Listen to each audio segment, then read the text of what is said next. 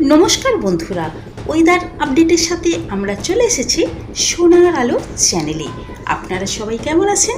আশা করি সকলেই ভগবানের আশীর্বাদে ভালো আছেন।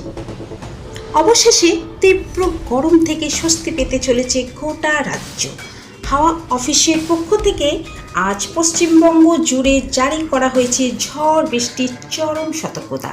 আলিপুর আবহাওয়া দপ্তর ঠিক কী কী জানাতে চলেছে, আজ দক্ষিণবঙ্গ এবং উত্তরবঙ্গের কোন কোন জায়গায় জুড়ে ব্যাপক তোলপাড় হতে পারে তা জানতে ভিডিওটি একদম শেষ পর্যন্ত দেখুন। অতি ভারী বৃষ্টির সতর্কতা হিমালয় সংলগ্ন জেলাগুলোতে, বিশেষ করে দার্জিলিং, কালিম্পং, আলিপুরদুয়ার, জলপাইগুড়ি এবং কোচবিহারে আগামী কয়েকদিন ভারী থেকে অতি ভারী বৃষ্টির পূর্বাভাস রয়েছে।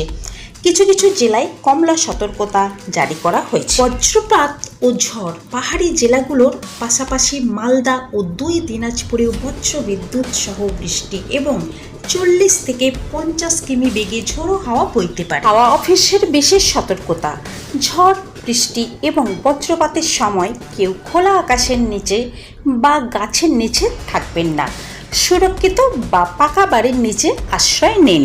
আলিপুর আবহাওয়া দপ্তর জানিয়েছেন, উত্তরবঙ্গের বেশিরভাগ এলাকায় দক্ষিণ পশ্চিম মৌসুমী বায়ু প্রবেশ করছে। কলকাতা ও দক্ষিণবঙ্গের আগামী 4 থেকে 5 দিনের মধ্যে বর্ষা পৌঁছাতে পারে। কলকাতা, উত্তর ও দক্ষিণ 24 পরগনা, হাওড়া, হুগলি, পূর্ব ও পশ্চিম মেদিনীপুর এবং ঝাড়গ্রামে বজ্র বিদ্যুৎ সহ হালকা থেকে মাঝারি বৃষ্টির প্রবল সম্ভাবনা রয়েছে। কালবৈশাখীর মতো ঝড় বৃষ্টির সাথে সাথে কোথাও কোথাও ঘন্টায় 50 থেকে 60 কিলোমিটার বেগে দমকা হাওয়া বা ঝোড়ো বাতাস বইতে পারে।